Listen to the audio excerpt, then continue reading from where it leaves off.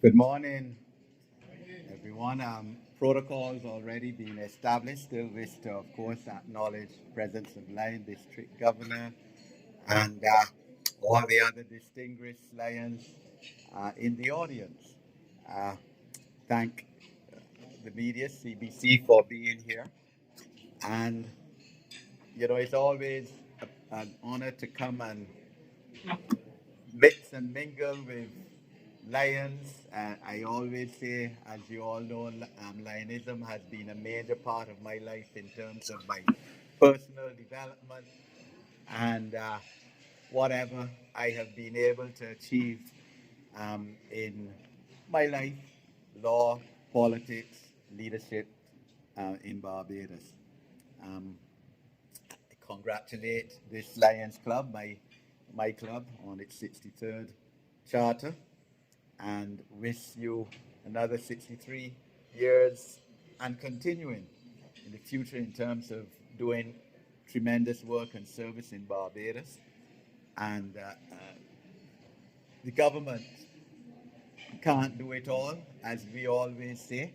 We need service organizations and non governmental organizations to assist in building this country, in improving this nation, and in achieving for our people what we wish to achieve in terms of developmental status.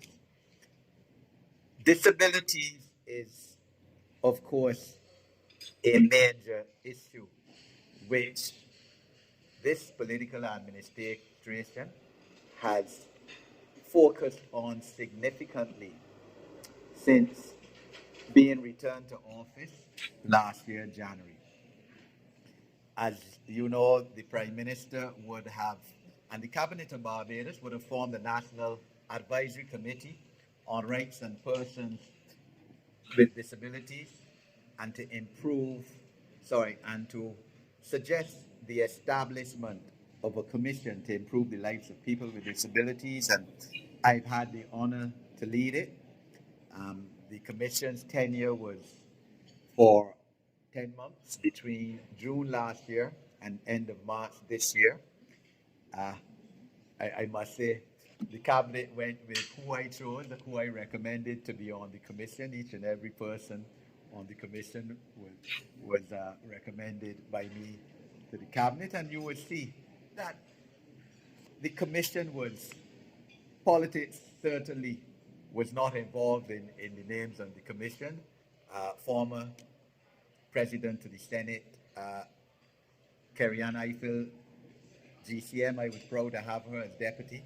Kerry and I have been linked inextricably in the disabilities cause for over 20 years. I either she as chairman when I was a director on the Council for the Disabled, and Kerry Ann had to be on as deputy commissioner. Uh, as I always say, a disability doesn't say, well, I can give a BLP person a disability tonight, and I can give a DLP person one tomorrow. It doesn't work so. So this is a common consensus and agreement in terms of uh, coming together of the political parties on what we did and what we achieved. Over those 10 months, with a mandate to establish a national policy on disabilities for the first time in our country, in the history of our country, and to draft a Rights of Persons with Disabilities bill, we would have had over 70 meetings with all aspects of Barbados, whether business, labor, whether health, educational sector, um, transport, all the ministries, all the major government departments.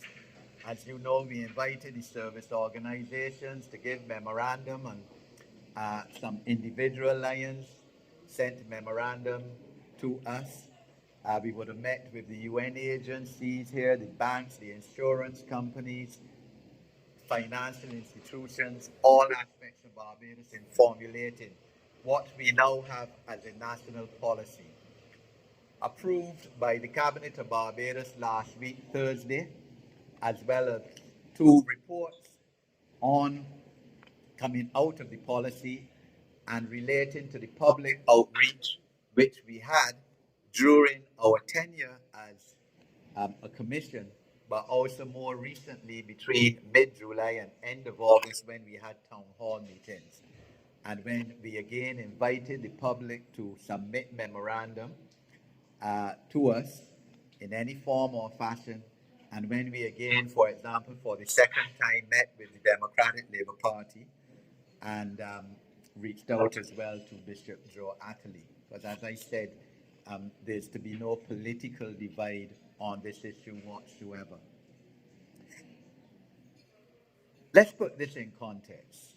It is estimated that 15% of the population of the world, or about 1 billion people, have some form of disability, whether temporary or permanent, whether physical, vision, deaf, autism, mental, some form or fashion. 15% is a significant percentage. In Barbados, we don't have any recent figures. The last census in 2010 estimated that about 11,500 people in Barbados had some form of disability. And that is generally accepted as an underestimation because everyone with a disability doesn't want to disclose it. That was 13 years ago, as we know, especially like Nicola, for example, would know. We are waiting the results of the census that we had last year, delayed because of COVID. Those results haven't come out. But I would bet my last breath that it is now much more than 11,500. In fact, Carrie-Ann and I estimate it's probably close to 20,000, if not 20,000, which means about 14, 15% of the population of Barbados as well.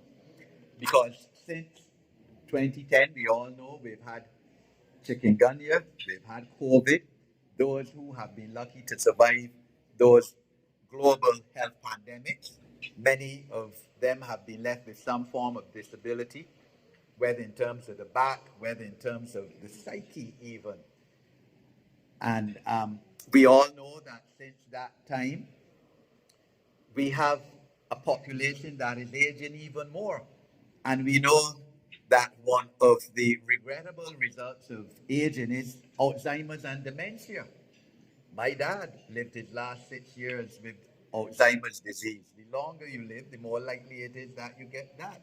The longer you live, the more likely it is that you're going to be blind or have vision problems, especially within the historical context of the vast majority race in this country, black people suffering more than 50% over age 50 or 55 from diabetes, hypertension, diabetes being one of the direct causes of vision impairment and amputations. We know that Barbados, regrettably, is one of the leading amputation capitals in the Western world as a result of diabetes. So this is the context that we're looking at. When you multiply that, estimated perhaps as much as 15% or going towards 15% of persons with some form of disability, whether temporary or permanent in Barbados, and you multiply that by 2, because let's estimate that each person with disability has one caregiver, at least one caregiver without a disability. Like Megan here has her husband. So you multiply that by 30,000 people directly affected in one form or fashion by disabilities in Barbados. I said 30, maybe as much as 40,000. 30 are going towards 30%. So this is major. The reality of it is that no political administration before this one has, as a strategic intervention, decided we have to do something about this issue of people with disabilities. We have to improve the lives of people with disabilities because, again, the reality is that a significant percentage of the people who live below the poverty line in Barbados have some form of disability. That is the reality of it. And the fact is that disabilities strikes people who are poor, working class, and struggling financially more than it does those who are wealthy. And in any event, let's face fact, those who are wealthy, who have children with disabilities, are able to tend to them in some form or fashion. Some um, send them overseas to um, the top-notch disability schools in America and Canada, for example. So we have a major socio-economic problem in Barbados when it comes to disabilities, and therefore the thrust of this government to focus and to deal upfront with improving the lives of people with disabilities has been paramount. And I sent in the club's chat 2 days ago the report, 172 pages, crafted by Professor Ray Devonish and adopted, of course, by the Ministry of People Empowerment, under which disabilities falls, and as I said, approved now by the Cabinet of Barbados, and the reports which are together with that national policy that everyone in the club now has available. Barbados is coming from behind because within our CARICOM sister nations, there are 5 countries which have disabilities legislation already. Guyana, Antigua, Jamaica, Haiti, and Antigua. Trinidad has a national policy since 2018. And we Barbadians, we know we regard ourselves at the forefront of socio economic development in Barbados, but in this we're behind. We have catching up to do. We are catching up.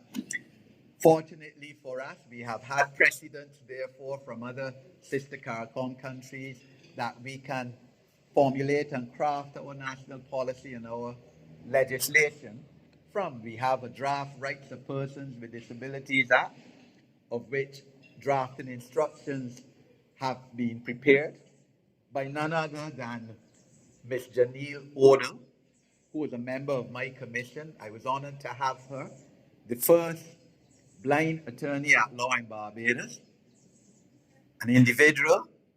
She went to Commonwealth. Commonwealth has been the hallmark. Those Commonwealths in here, like Lion King and Lion Tony, hallmark for advancing, for catering to students with disabilities. That is the truth, and I really hope my alma mater comes up to space now, because we heard that we now have a blind student doing extremely well in the common entrance, going to Harrison College. I hope Harrison College, and I know they have made a tremendous effort to make him feel welcome. They reached out to the Council for the Disabled, for example.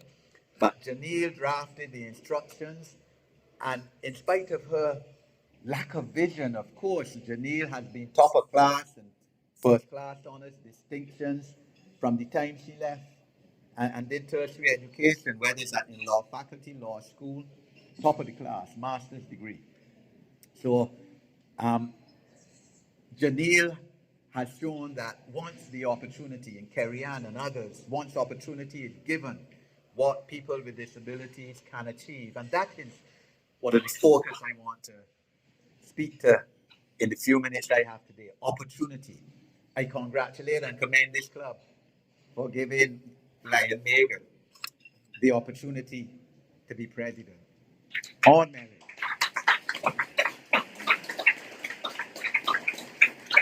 Perhaps the first person with an ostensible disability to be president of a service organization in Barbados. But it isn't only good to stand on your laurels and to say we've made a blind person, a person with disabilities president, and rest with there. You have a lot of work to do in Barbados on disability still. The foundation of Lionism, as we all know, I think it was the 2017 International Convention. I stand corrected. Helen Keller, blind person, outstanding, reached out to Lionism and said, make yourselves knights of the blind. And from then on, of course, vision, at least dealing with people with vision and treating to them and trying to make their lives better has been one of the core concepts and principles of Lionism. Uh, the Bridgetown Lion Club, I know, of course, has been involved from its inception with people with disabilities. But now it's time to um, refocus and redefine your objectives. And every organization has to do that at some stage. The context of people with disabilities in Barbados is that they're one of, as I said, financially one of the most vulnerable groups in this country, but not only financially, educationally. We all know that Barbados has had, for over the last 60 years, education legislation which says that every Barbadian from age 4 to 16 now is entitled to free education as of right, with the taxpayers paying for it. So, a person like me, and this is one of the reasons why I had to give back and go into national service. Didn't pay a cent. Went to New Primary School, New Pine, now Wilkie Cumberbatch, Harrison College, University of the West Indies, where you paid for my education through a university scholarship.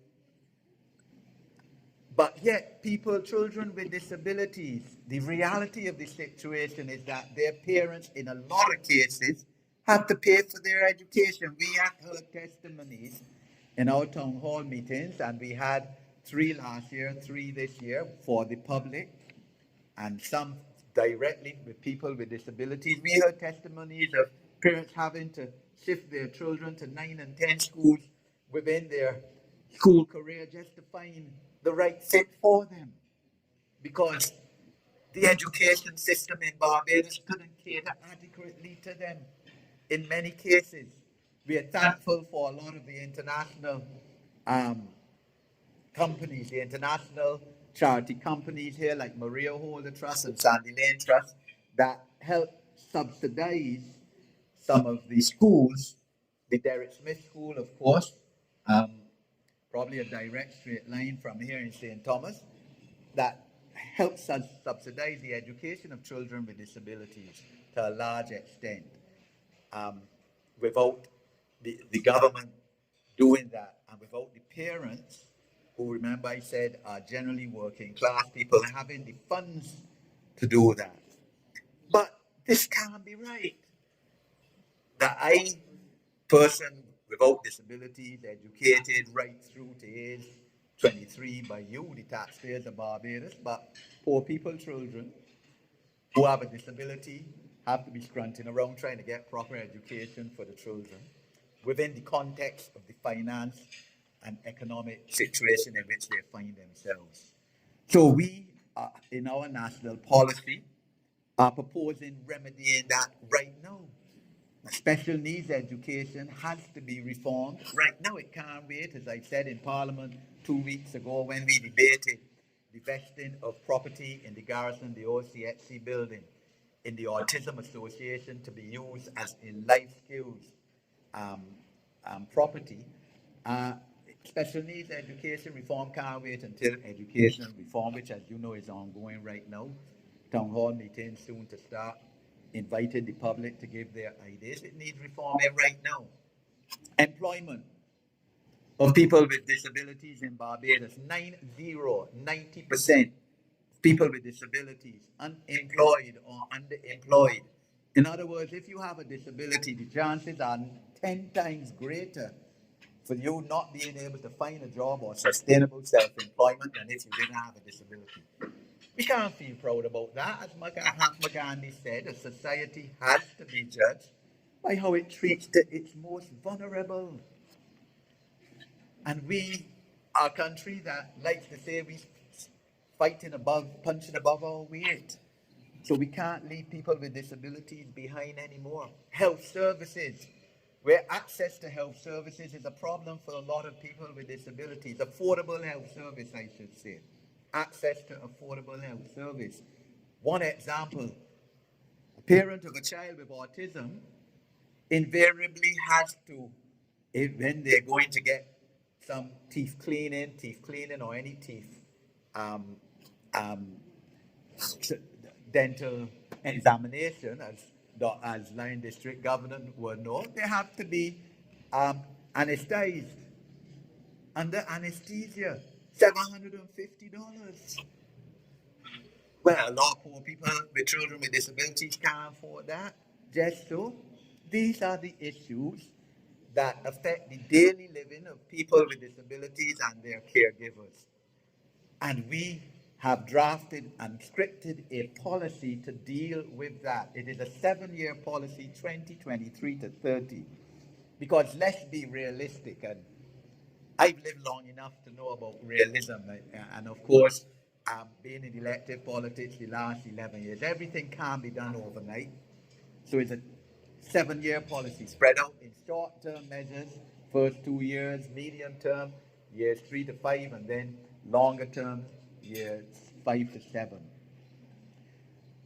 Access to everything in Barbados, the built environment, man-made environment, has to be a must because people with disabilities have to have the opportunity to fulfill their talents like every other Barbadian, like every other citizen of this country. So therefore, access to cultural shows, for instance, and I'm happy to see an improvement in this. I mean, shows at the botanical gardens within recent times. A lot of people with disabilities coming out. I've seen a lot of people in wheelchairs at these shows because this is what we're encouraging. And I must say, if it is me to say it, I'm in the best position to know, there has been a tremendous improvement in how we as a country treat the people with disabilities since the formation of the committee which I had the honor to chair. And you know, one of the reasons, because of public sensitivity and awareness, because we have been knocking this issue, and the media, thankfully, has played a role in this, because the media is a key partner in this, in this development and initiative. And public awareness is key. Because what we realize, not that we didn't know before, is that a lot of people without disabilities in this country do not even think of what it is like to be a person with disabilities. It doesn't focus on their minds. And when I say this, I even including top public officers who we met with, of course, when we met with all the ministries. And the ministers invariably led the meetings when we met with them. That's the importance that ministers focused on it. But we had top officers in, for example, town planning, not realizing it didn't cross their mind. Okay, yeah, we should really have people with disabilities on our committees to say how we should access in terms of permissions given to buildings, what access for people with disabilities we should have. So, for example, government buildings, it can be that Baobab Towers has elevators which are sensitive to people with vision impairment, in terms of the Braille, but not the building that the same Ministry of People Empowerment and 3 other ministries are in. So one of the fundamental aspects is that people with disabilities have to be on statutory boards, committees, etc. Everything that defines and helps define national policy. And all the ministers that it was put to have agreed with that. And on school boards, for instance. So this is fundamental.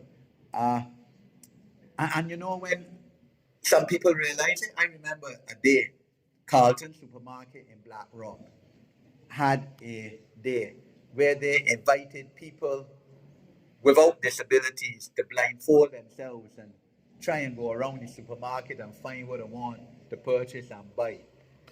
And by the end of the day, most people who took the invitation of the supermarket to do that said, "Oh God, man, wait, take this thing off of me, man. Take this blindfold off of me before I go mad. Why didn't I know this? It was like this to be blind? That I had so many challenges." So therefore, for example, when you see someone who is able-bodied, ostensibly able-bodied, because they may still have some mental issue, we don't know. But you see someone who is ostensibly able-bodied and without a disability park in a no parking, in a car spot reserved for people with disabilities. Tell them, you shouldn't park there. They might want to tell you things about your mother that you never know. But don't be afraid for that. One of the problems in Barbados is that people in Barbados frightened for the shadow. And we have to change that attitude. Tell them you shouldn't park there, if they don't move, go and report it to the management of the business place. Go and report it to the police, take their car number. Because it is an illegal, subject to a penalty. That's the kind of initiative that we as Lions and as people-oriented, civic-minded people have to take. I want to, before I end, give some recommendations to this Lions Club and within the context of Lionism, because this club is not going to be able to do it alone. And you know me, you all know that when I was an active Lion, I used to speak about zone projects. Lions Zone Chairman Beulah, coming together, all the 7 Lions clubs, 8 Lions clubs, nine now because the virtual one, coming together and joining together because you're stronger in numbers. Your load is less as you join together. So education, as I said, is key. As Nelson Mandela, one of the greatest individuals born in the 20th century, said education has to be the tool to transform the world. The educational projects in which members of Lionism, as I said, let me speak generally, are able to associate with the Irving Wilson School for skills training and membership. This Lions Club established the Irving Wilson School in 1967. My sister was in the second batch of students to go to that school. I went to New Primary, now Wilkie Cumberbatch, because it was in the same compound and still is as Irving Wilson School. So I grew up with children who were deaf. And I tell people straight, I probably would not have got into the cut and thrust of elected politics, but for my desire to make a difference in this country in terms of making life better for people with disabilities. So I call on members to associate more with the Lions, with the Irving Wilson School in terms of especially mentorship and skills training. The Irving Wilson School is still only an accredited primary school. And again, it is one of the recommendations that we have made that it has to be accredited to secondary school status. It can't stop at primary school as it was since 1967. I urge members to undertake courses in sign language so that you can communicate better with the deaf. This is now an increasing task. And in fact, one of the medium, I think, term goals in our national policy is that sign language should be offered as a CXC in this country so that more people can be encouraged to study it. We need to have, as Lions, a closer association with the Chandler Creative Arts and Training Center. Again, this Lions Club, as we all know, and Lion Ken I know knows very well, and I think it was around 1963-64, established the Chandler Creative Center for Arts and Training. And we need to get back an association with that. As we know, many of the children who go there, cerebral palsy, multiple sclerosis, autism. And we need to assist them because no child, no individual must be left behind in this country as we move forward to develop status. The Autism Association, I'm tremendously impressed by that association. They had an AGM recently, which I attended. Minister Kurt Humphrey gave the address, and Minister Kurt Humphrey has partnered with us. I would not want, to be honest, to have any other minister beside Kurt Humphrey lead the thrust in terms of improvement of life with disabilities as he has done together with me over the last, as I said, since the elections. But the Autism Association who I said we've granted them property recently through Parliament, vested them to do a life skills program in the building. The building would need to be renovated a bit, but when it is, I would urge the Lions Club of Bridgetown, just around the corner from the garrison where that building is, to have an association with them and help impart life skills to the children who will be going there. We need as Lions as well to promote remedial learning programs at special needs schools like Ann Hill. During the vacations, we can do that.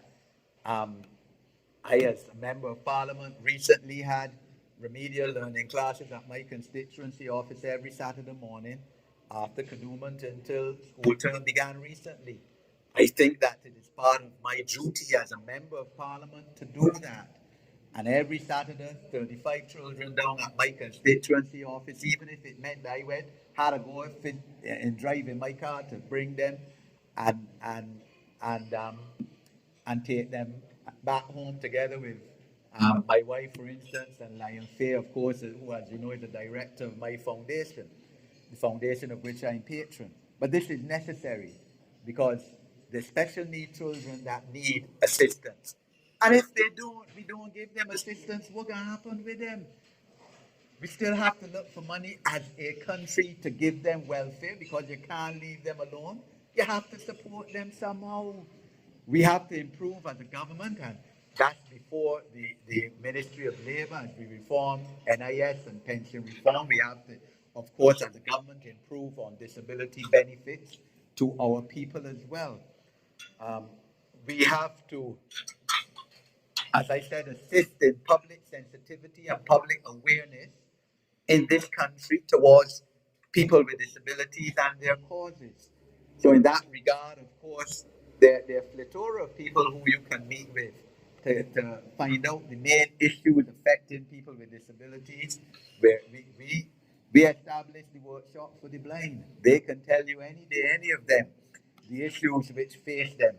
We need to spend more time because everything can't be money. We need to spend more time. Time is sometimes worth, in many cases, worth more than money. Time with elderly people with disabilities, thereby relieving pressure on their caregivers. The life of a caregiver can't be easy. Can't be easy.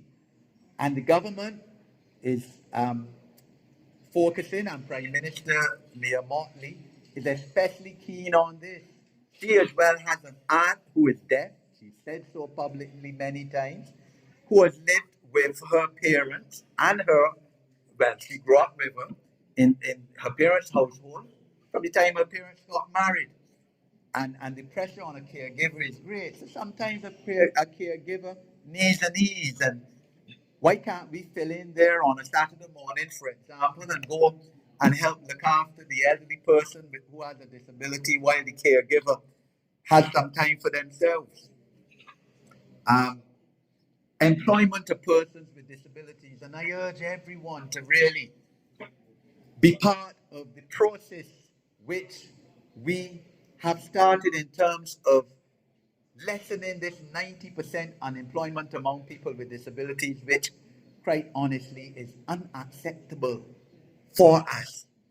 And therefore, as a national policy, we are proposing affirmative action. Affirmative action that if, for example, you have a person with a disability and a person without, both can do the job, you give the person with a disability the job, and you make the accommodation for them in terms of retrofitting the office, etc., so that it is safe for them.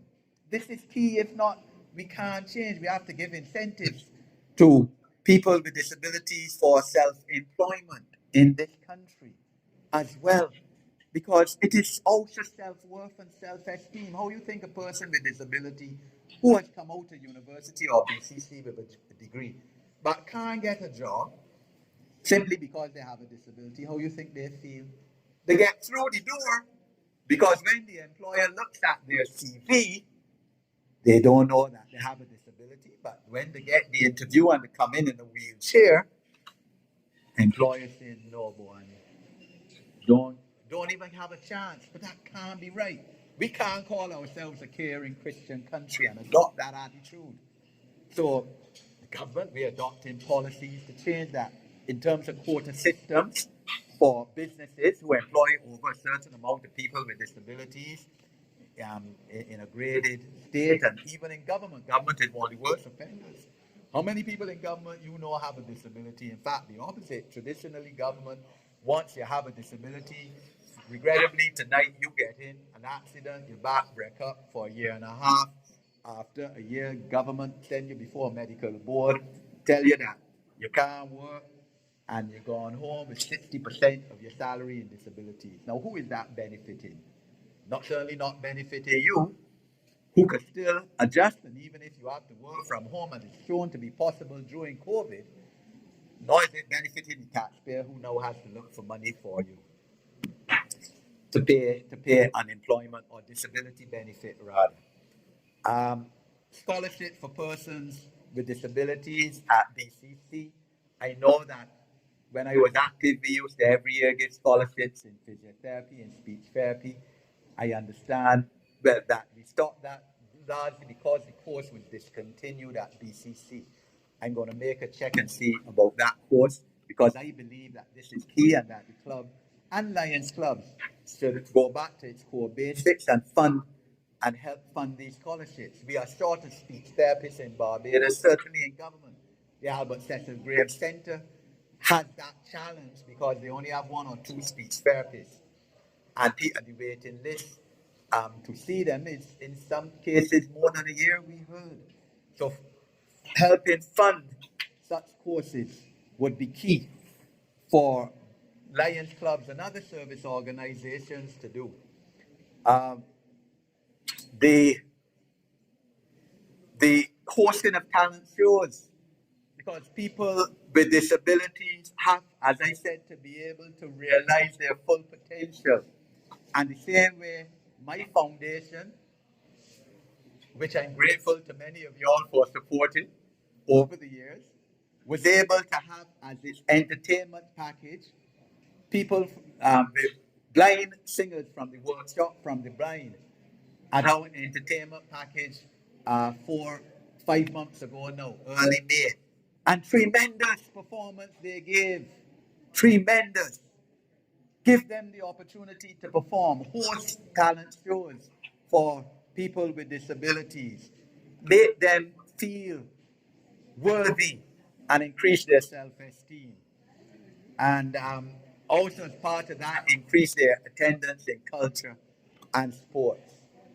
These are some of the issues and some of the causes which I certainly, as a citizen of this country, as a member of parliament, as a disabilities advocate, and of course as part of the government, would like to see this Lions Club and other Lions clubs join in unity with us all to help improve the lives of people with disabilities. I'm really thankful to you for giving me the opportunity here this morning to come and say a few words with you on how I perceive could be the vision for this club in terms of moving forward with the cause with disabilities. It will be no higher honor to Lion Megan during her year of presidency to embark on some of my suggestions and recommendations. I'm obliged to you.